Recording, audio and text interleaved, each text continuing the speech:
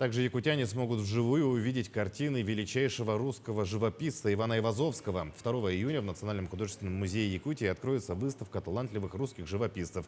Кроме Айвазовского в музее выставят работы и других художников: Сильвестра Щедрина, Александра Орловского, Алексея Боголюбова и других гениальных живописцев. Всего будут экспонированы 30 полотен. Организация выставки стала возможна благодаря поддержке главы Республики Айсена Николаева и правительства региона.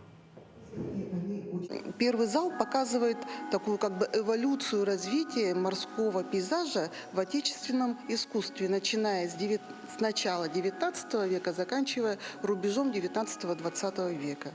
Вот, например, Богоевский, он же ближе к символизму, если кто знает Врубеля, да, то в таком вот русле он работает.